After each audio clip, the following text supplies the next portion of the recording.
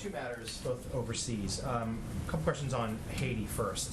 The delegation that was sent down there, has anyone remained in Haiti to continue to oversee what's happening, or has there been any commitment to provide security forces to Haiti?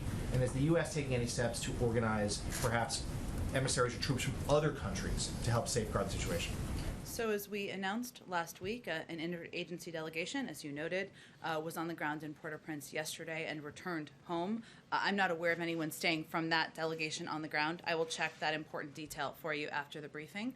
While they were there, as we announced in our readout, they worked to get a better understanding of the requests for assistance and to offer assistance to law enforcement forces, the law enforcement process, I should say, on the ground. They met with both the acting prime minister and prime minister designate as both of those individuals, and they did receive requests while they were there on the ground for additional assistance.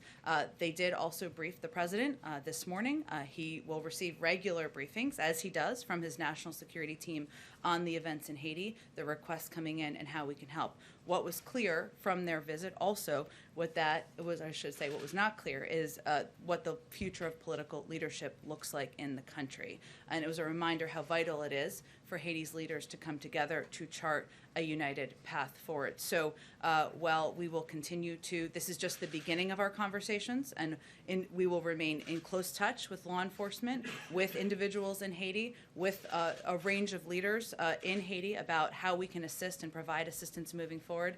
I don't have any announcements to convey to all of you about assistance, additional assistance today. So just to clarify, as of right now, the U.S. is not committing to having any sort of presence on the ground in Haiti. Well, that's not what I conveyed. We had a delegation that went down yesterday. They came back yesterday. They briefed the president this morning, as we committed to. But I don't have any. What was clear from their trip is that there is a lack of clarity about the future of political leadership. That's an important step that the people of Haiti, the different governing leaders of Haiti, need to work together to determine a united path forward. And we will remain deeply engaged, as we have been for months prior to the assassination, with individuals in Haiti to provide assistance moving forward. But I don't have any new assistance to announce for you at this point in time. The other matter for me is on Cuba. We saw the president's statement today about the demonstrations there on the island yesterday.